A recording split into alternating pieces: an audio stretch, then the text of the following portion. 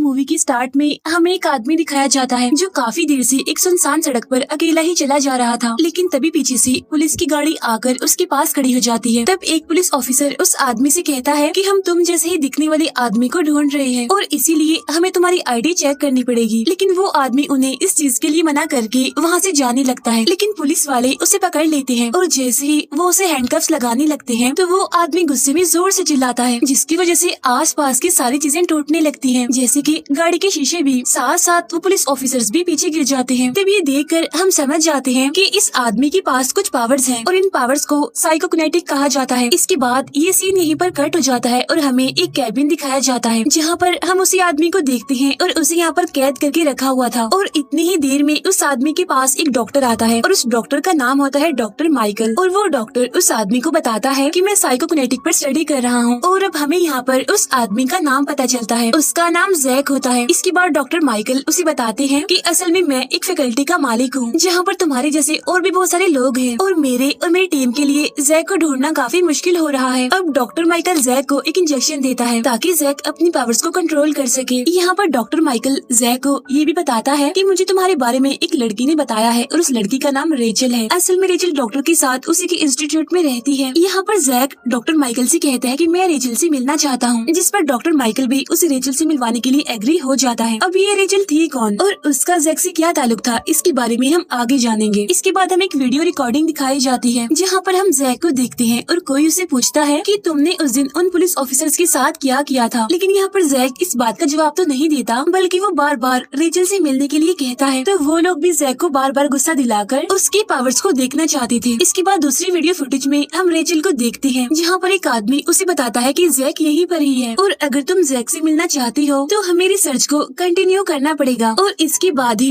तुम जैक से मिल सकती हो। अब यहाँ पर हमें पता चलता है कि रेचल पिछले कई सालों से जैक से नहीं मिली और साथ साथ जो आदमी ये सारी बातें रेचल को बता रहा था वो कोई और नहीं बल्कि डॉक्टर माइकल ही थे। और अब हमें यहाँ पर डॉक्टर माइकल और रेचल की बातों से पता चलता है कि जैक और रेचल एक दूसरे को पसंद करते हैं और जैक को यहाँ पर आए हुए 2 महीने हो चुके थे और अगले 10 महीनों तक उसे यहीं पर ही रहना था। लेकिन अभी तक डॉक्टर माइकल ने जैक को रेचल से नहीं मिलवाया था। नेक्स्ट सीन में हम जैक को उसके फ्रेंड से बात करता हुआ देखते हैं जहाँ पर जैक अपने फ्रेंड से कहता है कि मुझे डॉक्टर माइकल ने अभी तक रेचल से नहीं मिलवाया और मुझे किसी भी तरह करके रेचल को ढूंढना ही होगा। अब यहाँ पर जैक डॉक्टर माइकल से मिलने सीधा उसकी कैबिन में जाता है। वहाँ जाकर जैक डॉक्टर माइकल से कहता है कि मुझे यहाँ पर आए 3 महीने हो चुके हैं, लेकिन अभी तक मैंने रेचल को यहाँ पर नहीं देखा, मैं उसे नहीं मिला और अब मैं किसी भी सूरत उससे मिलना चाहता हूँ। जिस पर फिर डॉक्टर माइकल उसे बताता है कि असल में रेचल एक रिसर्च में है, यानी कि वो एक रिसर्च का हिस्सा है जहाँ पर वो किसी से भी नहीं मिल सकती। तब ये सुनकर जैक डॉक्टर माइकल से पूछता है कि आखिर तुम रेचल के साथ क्या कर रहे हो, कहीं तुम उसकी स्पाइन से कुछ निकाल तो नहीं रहे, यानी जैसा तुमने मेरे साथ किया था वैसा। ये कहकर जैक डॉक्टर माइकल को वहाँ से जाने के लिए कहता है। तब इस पर डॉक्टर माइकल उसे याद करवाता है कि तुम यहाँ से नहीं जा सकते क्योंकि तुमने एक कॉन्ट्रैक्ट साइन किया हुआ है। तब ये सुनकर जैक को इतना ज्यादा गुस्सा आ जाता है कि वो डॉक्टर माइकल पर हाथ उठा देता है, जहाँ फिर बाद में डॉक्टर माइकल अपने गार्ड को बुला लेता है जो आते ही जैक की बॉडी में एक सीरम इंजेक्ट कर देता है, जिसकी वजह से जैक वहीं पर ही बेहोश हो जाता है। इसके बाद मूवी शिफ्ट होकर जाती है एक कैबिन की तरफ जहाँ पर 3 लोग रेचल को पकड़कर लाए थे। वो लोग उसके फेस को ब्लैक कपड़े से कवर्ड कर देते हैं ताकि रेचल अपनी पावर्स को इस्तेमाल ना कर सके। और अब एक नर्स रेचल की बॉडी में एक सीरम इंजेक्ट करती है और फिर यहाँ से सीन शिफ्ट होकर जाता है डॉक्टर माइकल पर, जो कि अपने कैबिन में होता है, जहाँ पर हम उसे एक आदमी से बात करता हुआ देखते हैं और उस आदमी की एक आंख पर काली पट्टी बंधी हुई थी। यहाँ पर डॉक्टर माइकल उस आदमी से कहता है कि तुम्हारी इन्फॉर्मेशन के मुताबिक हमने कोल्ड ड्रिफ्ट को ढूंढ लिया है। ये कहकर डॉक्टर माइकल उस आदमी को अपनी टीम का हिस्सा बना लेता है। अब ये आदमी कौन होता है इसके बारे में भी हम आगे जानेंगे। फिर डॉक्टर माइकल इंस्टीट्यूट के किसी और डॉक्टर से जैक की डोज 10 मिलीमीटर से 20 मिलीमीटर में बढ़ाने के लिए कहता है और फिर वो डॉक्टर उस सीरम को डॉक्टर माइकल की बॉडी में इंजेक्ट कर देती है।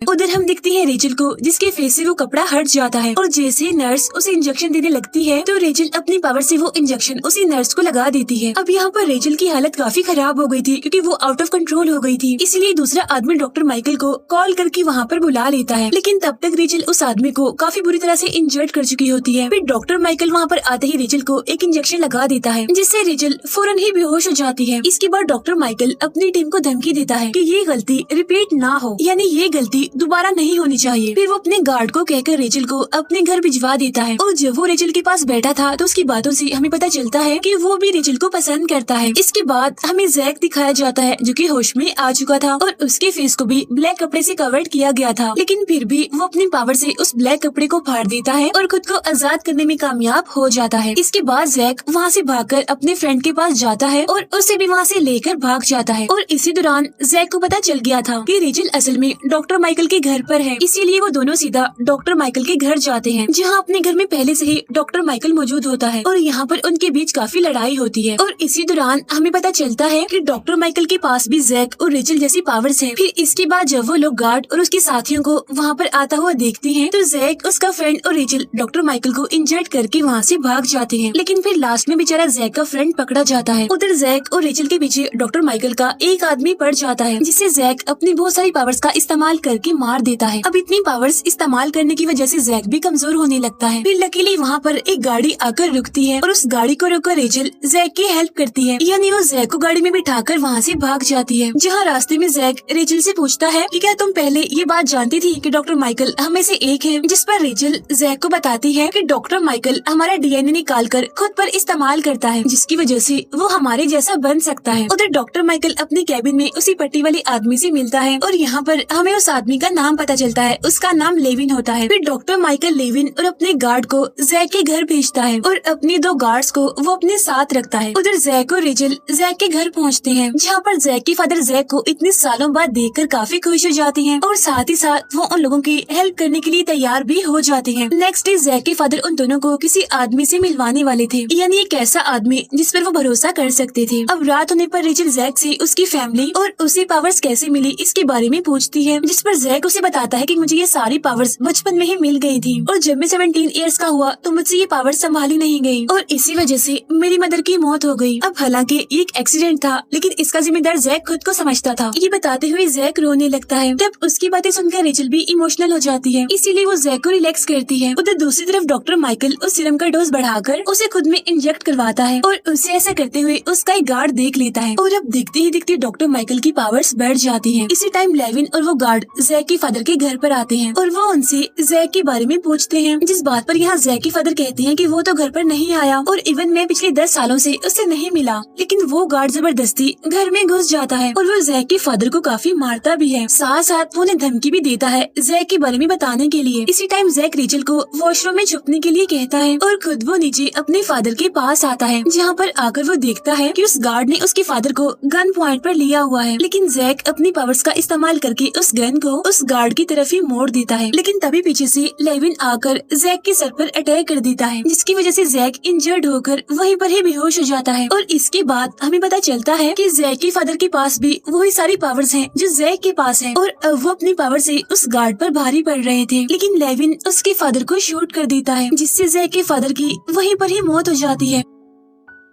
और अब लेविन रेचल को ढूंढने के लिए ऊपर जाता है, जहाँ काफी लड़ाई के बाद वो गार्ड रेचल के पाँव में गोली मार देता है, जिसके जवाब में रेचल अपनी सारी पावर्स का इस्तेमाल करके उस गार्ड के सर को ब्लास्ट कर देती है और खुद भी वो कमजोर होकर वहीं पर ही गिर पड़ती है। उधर हम जैक और लेविन को देखते हैं जो कि लड़ रहे होते हैं, जहाँ पर जैक लेविन को शूट कर देता है, लेकिन बाद में लेविन जैक पर अटैक करके वहाँ से निकल जाता है और वहाँ से वो सीधा डॉक्टर माइकल के ऑफिस जाता है। इसके बाद हमें डॉक्टर माइकल दिखाया जाता है, जो कि पहले की निस्बत अब काफी ज्यादा पावरफुल हो चुका था। साथ साथ दिखने में भी उसका फेस कोई नॉर्मल नहीं लग रहा था, बल्कि काफी अजीब लग रहा था। इसके बाद डॉक्टर माइकल का गार्ड उसे पूछता है कि आखिर आप ऐसा क्यों कर रहे हैं। तब डॉक्टर माइकल जवाब में उसे अपनी पावर्स का इस्तेमाल करके काफी ऊपर से गिराकर मार देता है। फिर डॉक्टर अपने साथी को ये सब एक एक्सीडेंट बताकर उसकी डेड बॉडी को कहीं पर दफनाने का कहकर वहाँ से चला जाता है। उधर हम देखते हैं जैक को, जिसे अब होश आ गई होती है और जब वो रेचल के पास जाता है तो वो उसे बेहोश पाता है, इसीलिए वो फौरन एम्बुलेंस को कॉल करके उन्हें घर का एड्रेस बताता है और खुद वो गाड़ी लेकर वहाँ से चला जाता है। इसके बाद से दोबारा से शिफ्ट होकर जाता है डॉक्टर माइकल पर, जहाँ पर डॉक्टर माइकल सीधा जैक के फ्रेंड के पास उसे मिलने जाता है और वहाँ जाकर वो उस पर अटैक कर देता है। लेकिन यहाँ पर जैक के फ्रेंड के पास इतनी पावर्स नहीं थी कि वो अकेला डॉक्टर माइकल का सामना कर सके, लेकिन फिर भी वो काफी देर तक डॉक्टर माइकल का मुकाबला करता रहता है। लेकिन लास्ट में डॉक्टर माइकल अपनी पावर्स का इस्तेमाल करके उसके 2 टुकड़े कर देता है। अब यहाँ पर हम एक बात समझ पाते हैं कि ये साइकोकिनेटिक पावर बहुत ही कम लोगों के पास है और डॉक्टर माइकल माइकल ऐसे लोगों को ढूंढकर उनके डीएनए से सीरम बनाकर खुद को नॉर्मल इंसान से साइकोकिनेटिक में बदलना चाहता है, ताकि वो पूरी दुनिया में अपनी एक अलग पहचान बना सके। और इस चीज में काफी हद तक वो कामयाब भी हो चुका था। इसके बाद लेविन डॉक्टर माइकल से मिलता है, जहाँ पर डॉक्टर माइकल की सिक्योरिटी का उसके पास कॉल आता है। वो उसे बताता है कि बाहर कुछ गड़बड़ है, इसीलिए डॉक्टर माइकल एक आदमी को बाहर भेजकर बाकी बची सिक्योरिटी को अपने कैबिन में बुला लेता है। और जब वो आदमी बाहर चेक करने के लिए जाता है तो जैक पीछे से आकर उसे शूट कर देता है, जहाँ लेविन भी अब जैक को रोकने के लिए बाहर जाता है। और वहीं पर डॉक्टर माइकल अपने दूसरे साथी को एक और इंजेक्शन वहाँ पर लाने के लिए कहता है। उधर लेविन बाहर जाते ही जैक के चेस्ट में एक इंजेक्शन लगा देता है और फिर यहाँ पर दोनों अपनी अपनी पावर्स का इस्तेमाल करके एक दूसरे से लड़ने लगते हैं, जिसके दौरान जैक वही इंजेक्शन लेविन की गर्दन में लगा देता है, जिससे लेविन अब कुछ टाइम के लिए रुक जाता है। और इसी टाइम मौके का फायदा उठाकर जैक एक एक्स से लेविन की सर को उसकी बॉडी से अलग कर देता है, जिससे लेविन की भी वहीं पर ही मौत हो जाती है। उधर कैबिन में डॉक्टर माइकल एक और सीरम को अपनी बॉडी में इंजेक्ट कर लेता है, जिससे अब वो और ज्यादा पावरफुल हो जाता है। और अब तो वो बिल्कुल भी कोई नॉर्मल इंसान नहीं लग रहा था, बल्कि काफी भयानक और काफी डरावना लग रहा था वो। उधर जैक डॉक्टर माइकल की एक साथी को मारने के बाद अब उसका सामना सीधा डॉक्टर माइकल से होने वाला था, जहाँ वो दोनों एक दूसरे के आमने सामने आकर लड़ने लगते हैं और दोनों ही एक दूसरे के ऊपर अपनी पावर से भारी पड़ने लगते हैं। और इसी बीच जैक एक एक्स से डॉक्टर माइकल के दूसरे साथी के सर के 2 टुकड़े कर देता है, जिसकी वजह से उसकी काफी दर्दनाक मौत हो जाती है। इसके बाद वो दोनों अपनी अपनी पावर्स का इस्तेमाल करके एक दूसरे को हवा में उठा देते हैं। और अब यहाँ पर इतनी भयानक लड़ाई के बाद दोनों ही खून से भर जाते हैं, लेकिन तभी वहाँ की लाइट्स ऑफ हो जाती हैं, यानी वहाँ की बिजली चली गई थी, जिसकी वजह से वो दोनों अब नीचे गिर जाते हैं। और इस चीज का फायदा उठाकर डॉक्टर माइकल अब वहाँ से बाहर आ जाता है और गाड़ी में बैठकर वहाँ से भागने लगता है, लेकिन जैक काफी दूर तक उसका पीछा करता है। इसके बाद डॉक्टर माइकल जैक को जलती हुई गाड़ी के सामने पाता है। अब जैक यहाँ पर काफी अग्रेसिव हो जाता है, इसी वजह से वो डॉक्टर माइकल को हवा में उठा देता है और देखते ही देखते उसकी बॉडी को ब्लास्ट कर देता है, जिसकी वजह से उसकी बॉडी के कई टुकड़े हो जाते हैं। और पावर्स का इतना ज्यादा इस्तेमाल करने की वजह से जैक की भी वहीं पर ही मौत हो जाती है। फिर नेक्स्ट सीन में हम रेचल को एक हॉस्पिटल में देखते हैं, जहाँ टीवी पर 11 लोगों के मरने की न्यूज चल रही थी और इन 11 लोगों में जैक, उसके फादर और डॉक्टर माइकल भी शामिल थे। उधर फिर रेचल को जैसे ही होश आता है और जैसे वो टीवी पर डॉक्टर माइकल को देखती है तो तभी अचानक से वो टीवी ब्लास्ट हो जाता है और उसके टुकड़े टुकड़े हो जाते हैं। और ये देखकर रेचल काफी घबरा जाती है, काफी हैरान हो जाती है।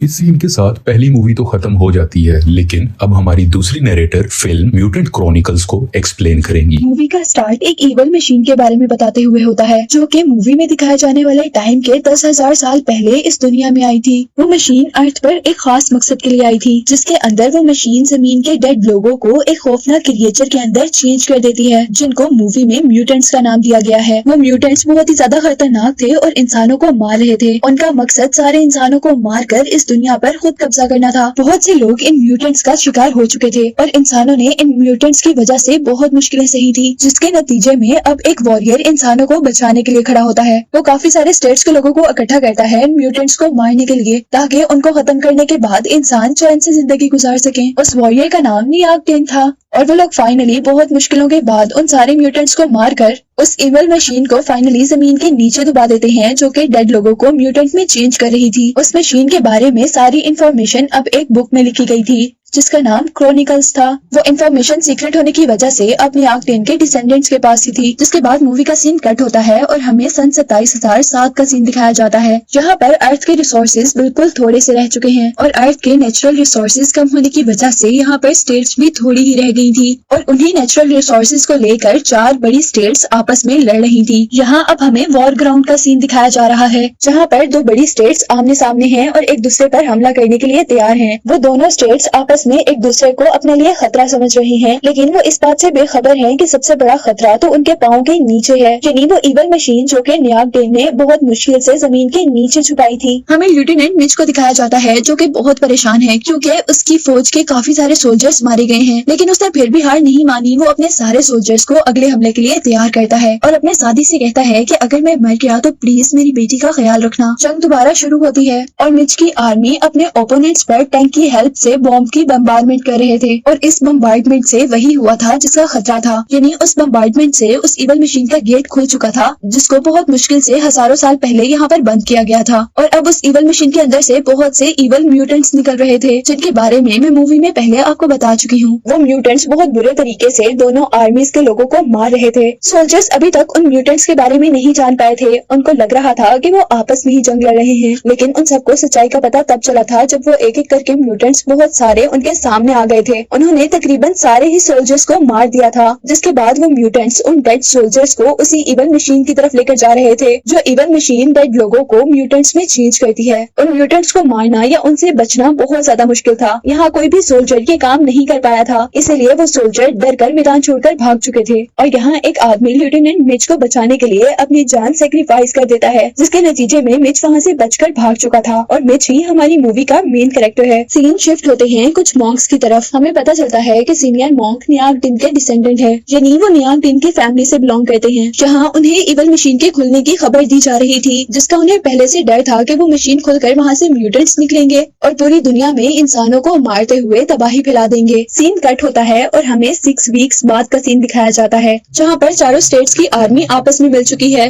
और म्यूटेंट्स के खिलाफ लड़ने के लिए, लेकिन चारों स्टेट के सोल्जर्स भी मिलकर उन म्यूटेंट्स को नहीं हरा पा रहे। और अब जमीन पे रहने वाले लोगों ने जमीन को छोड़ने का इरादा कर लिया है। वो सब लोग जमीन से एवैक्यूएट कर मार्स पर जा रहे हैं, लेकिन ये फैसिलिटी भी सिर्फ रिच लोगों के लिए थी। गरीब लोग तो पहले ही म्यूटेंट्स के हाथों मर चुके थे और जो बाकी थे वो भी मारे जा रहे थे। सीन कट होता है और हमें दोबारा मॉन्क्स का सीन दिखाया जा रहा था। वो लोग क्रॉनिकल बुक पढ़ रहे थे, यानी वही हिस्टोरिकल बुक पढ़ रहे थे जिसमें उस इवल शिप की स्टोरी थी। उसके अकॉर्डिंग उनके पास एक तरीका था उस इवल शिप को डिस्ट्रॉय करने का, जिसके लिए उन्हें सारे स्टेट्स के लोगों को इकट्ठा कर एक टीम बनानी थी और फिर वो टीम मिलकर होली सॉर्ड्स की हेल्प से म्यूटेंट्स को मारकर उस मशीन को डिस्ट्रॉय कर सकती थी। यहाँ अच्छी बात ये थी कि जो इस टीम का हिस्सा होगा उनकी फैमिली मेंबर्स को मार्स में जाने के लिए एवैक्यूएशन टिकट्स दिए जाएंगे। यहाँ मॉन्क पहले स्टेट के ऑनर और कॉर्पोरेशन से मिलते हैं, उन्हें वो सारी स्टोरी बताते हैं, लेकिन अब हम देख रहे थे कि स्टेट के चीफ ने मॉन्क की हेल्प करने से इनकार कर दिया था, क्योंकि उनको लगता था कि म्यूटेंट से बचने के लिए इस दुनिया को छोड़ने के अलावा उनके पास कोई रास्ता नहीं है। जिसके बाद अब मॉन्क मिच से मिलते हैं,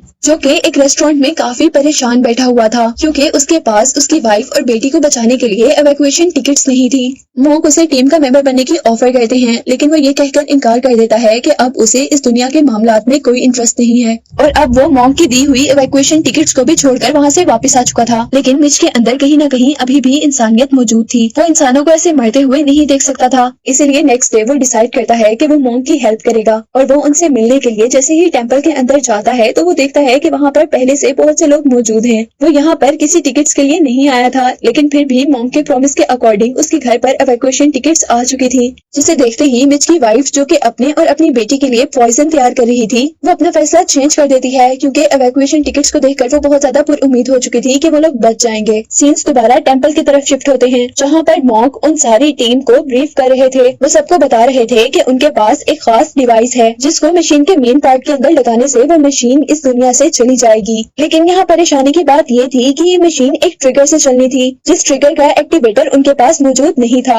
मॉन्क उन्हें बता रहे थे कि वो एक्टिवेटर की उन्हें किसी न किसी तरह ढूंढनी होगी। जिसके बाद अब यहाँ पर हमें एक लड़की को दिखाया जा रहा था। वो मॉन्क के साथ ही रहा करती थी और वो सारी टीम मेंबर को लेकर एक खास रूम के अंदर जाती है, जहाँ पर एक म्यूटेंट कैद था। वो लोग इस म्यूटेंट पर एक्सपेरिमेंट कर रहे थे कि किस तरह म्यूटेंट्स को मारा जाए, लेकिन हैरानी की बात ये थी कि म्यूटेंट्स किसी भी चीज से नहीं मर रहे, इवन वो म्यूटेंट्स फायरिंग से भी नहीं मर रहे थे। म्यूटेंट के ऊपर काफी एक्सपेरिमेंट करने की वजह से उसको गुस्सा आ जाता है और म्यूटेंट अब गुस्से में एक मॉन्क पर अटैक कर देता है और वो मॉन्क बहुत आसानी से उससे लड़ते हुए अपनी स्वॉर्ड से उसे हरा देती है, जिससे उन्हें म्यूटेंट्स को मारने का रास्ता मिल चुका था। उनको पता चल गया था कि वो लोग म्यूटेंट्स को होली स्वॉर्ड की हेल्प से मार सकते हैं। जिसके बाद वो सब लोग म्यूटेंट से लड़ने के लिए तैयार थे। वो सभी लोग एक शिप के अंदर बैठते हैं और यहाँ पर सारे मॉन्क्स भी उनकी हेल्प के लिए उसी शिप के अंदर थे। वो लोग उस शिप के जरिए इवल शिप तक पहुँचना चाह रहे थे, लेकिन यहाँ हवा में ही उनका सामना होता है एक सोल्जर शिप से। असल में उनके अंदर सोल्जर्स नहीं थे बल्कि म्यूटेंट्स थे, जो कि उनकी शिप को हवा में ही जला देता है और अपनी जान जान बचाने के लिए उन सब लोगों को एक इवैक्यूएशन पॉड के अंदर जाना पड़ता है। वो सब लोग एस्केप पॉड के अंदर तो चले गए थे,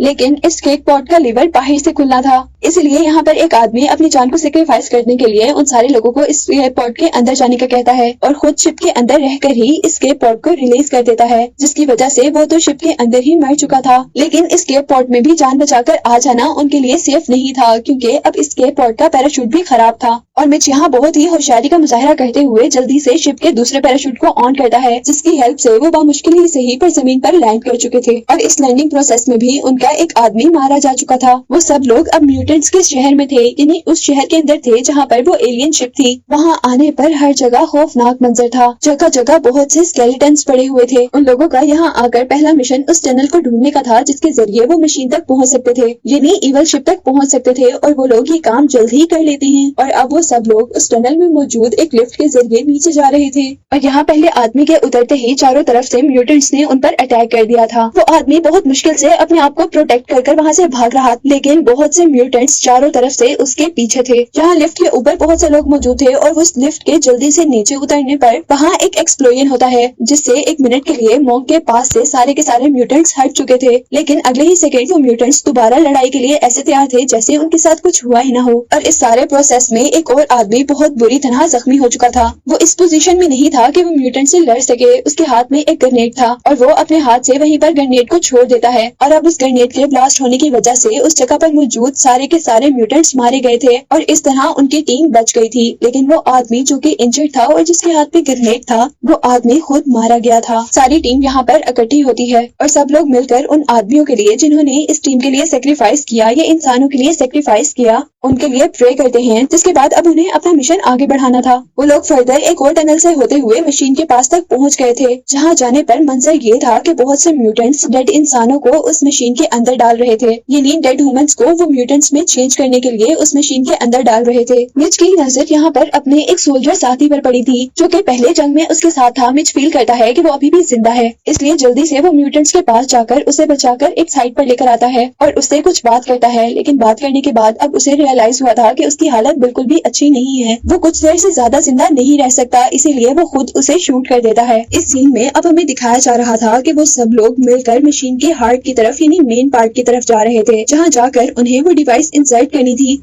और उस मशीन को इस दुनिया से बाहर भेजना था। मशीन के मेन पार्ट तक जाने के लिए वो लोग एक ब्रिज के ऊपर से चल रहे थे, जहाँ पर एक लड़की का पाँव स्लिप हो जाता है और वो बिल्कुल उस ब्रिज से नीचे गिरने वाली थी, जहाँ नीचे बहुत से म्यूटेंट्स मौजूद थे जो कि उसे मार देते। सभी लोग उसे ऊपर खींचने की कोशिश करते हैं, क्योंकि उसी के पास वो डिवाइस थी जिसकी हेल्प से उन्होंने अपना मिशन कंप्लीट करना था। लेकिन जब वो लोग इस काम में फेल हो रहे थे, तो उनके साथी उनसे उनका बैग ले लेते हैं। यहाँ क्योंकि उनके 2 टीम मेंबर उस ब्रिज से नीचे ग्राउंड पर गिर चुके थे, इसीलिए बाकी टीम भी अब ग्राउंड पर गिरकर अपने साथियों की हेल्प करने का डिसाइड करती है। और यहाँ आते ही एक आदमी पर एक म्यूटेंट ने अटैक कर दिया था, लेकिन इससे पहले म्यूटेंट और कुछ करता, यहाँ पर दूसरा आदमी अपने बॉम्ब की हेल्प से उस म्यूटेंट को मार देता है। यहाँ म्यूटेंट्स और इंसानों के दरमियान में जबरदस्त फाइट चलती है, जिसके नतीजे में इंसान बहुत ज्यादा इंजर्ड हो चुके थे और म्यूटेंट्स अब उनको मशीन के अंदर लेकर जा रहे थे। यहाँ एक सिविलियन ही थी जो कि म्यूटेंट के हाथों बच चुकी थी। जिसके बाद अब हम देख रहे थे कि यहाँ एक्सप्लोजन की आवाज सुनकर मिच भी पहुंच चुका था, जो कि पहले अपने एक पुराने साथी को बचाने के लिए अपनी टीम से बिछड़ा था। सिविलियन यहाँ मिच को सारी स्टोरी बताती है, जिसके बाद मिच जमीन के ऊपर से क्रॉनिकल के पेजेस इकट्ठे करता है और यहाँ पर सिविलियन को पढ़ने के लिए कहता है। सिविलियन उसे बताती है कि वो मॉन्क होने के बावजूद इन क्रॉनिकल के पेजेस को नहीं पढ़ सकती, जिसे सुनते ही अब मिच को गुस्सा आ चुका था। जिसके बाद वो लोग एक प्लान करते हैं, उन्हें अपनी टीम को बचाना था। और यहाँ पर मिच ग्रेनेड को पाइप में डालकर एक ऐसी जगह पर लगाता है जहाँ से वो म्यूटेंट्स इंसानों को मशीन के अंदर लेकर जा रहे थे। उस बॉम्ब के वहाँ पर लगाने से वो बॉम्ब ब्लास्ट हो जाता है, जिससे वो गेट अब खुल चुका था जहाँ से म्यूटेंट इंसानों को अंदर लेकर जाते थे। और वहाँ जाते ही वो फाइनली अपने साथियों को बचा चुके थे, जिन्हें वो म्यूटेंट अब उस पिट में डालने वाले थे जहाँ से इंसानों को म्यूटेंट में चेंज किया जाता था। नेक्स्ट सीन में अब हम देखते हैं कि वो सारी टीम किसी न किसी तरह सिविलियन के साथ एक और लड़की को मशीन के मेन पार्ट तक पहुँचाने की कोशिश कर रहे थे, जबकि इंसानों ने अब उस मशीन के मेन पार्ट तक आने का म्यूटेंट्स का रास्ता ब्लॉक कर दिया था। लेकिन म्यूटेंट्स कौन सा हार मानने वाले थे, वो लोग भी उस रास्ते को क्लियर करने की कोशिश कर रहे थे। ये देखते हुए अब एक आदमी उस जगह पर जाता है जहाँ से म्यूटेंट अंदर आने की कोशिश कर रहे थे। वो म्यूटेंट्स को ब्लास्ट करना चाहता था। जाने से पहले वो मिच को सल्यूट करता है और वहाँ पर एक एक्सप्लोजन हो जाता है, जिसके नतीजे में अब मिच उस पिट के अंदर गिर चुका था जिस पिट में इंसान म्यूटेंट बनते थे। वो वहाँ जाकर एक जालीनुमा प्लेट के ऊपर गिरा था, जिस पर गिरते ही उसके हाथ और पाँव बंध चुके थे। जिसके बाद अब उसकी बॉडी में एक अजीब सा फ्लूइड इंजेक्ट किया जाता है और इससे पहले कि अब वो मशीन मिच की आइज को डिस्ट्रॉय करती, मिच किसी न किसी तरह अपने आप को छुड़वाने में कामयाब हो गया था। वो जल्दी से खड़ा होता है और मशीन के उस पार्ट को फायर करता है जिसने उसे इंजेक्ट किया था, जिसके बाद अब फाइनली मिच सवेरियन और दूसरी लड़की के पास पहुंच चुका था जो कि मशीन के मेन पार्ट में थी। पहले तो वो मिच को देखकर शॉक हो गई थी क्योंकि मिच बिल्कुल एक म्यूटेंट की तरह दिख रहा था, लेकिन फिर जब मिच उन्हें बताता है कि वो एक म्यूटेंट नहीं है और वो उनका टेस्ट लेती हैं तो वो फिर रिलैक्स होती हैं। जिसके बाद अब हम देख रहे थे कि मिच उस मशीन के अंदर फाइनली उस डिवाइस को फिट कर चुका था जिस डिवाइस से इस मशीन ने अर्थ से ऊपर चले जाना था। लेकिन जिस तरह हमें पहले पता है कि उन्हें इस डिवाइस को एक्टिवेट करने के लिए एक की चाहिए जो कि उनके पास नहीं थी, और इतने में ही यहाँ पर अब ग्रेट मॉन्क आ चुके थे जो कि न्याग डेन के डिसेंडेंट थे। हम देखते हैं कि वो पूरी तरह म्यूटेंट में चेंज हो चुके हैं और वो आते ही सवेरियन पर अटैक कर देते हैं। सवेरियन उन्हें मारना चाहती थी लेकिन क्योंकि वो उनके मॉन्क थे वो उसे नहीं मार पाई थी,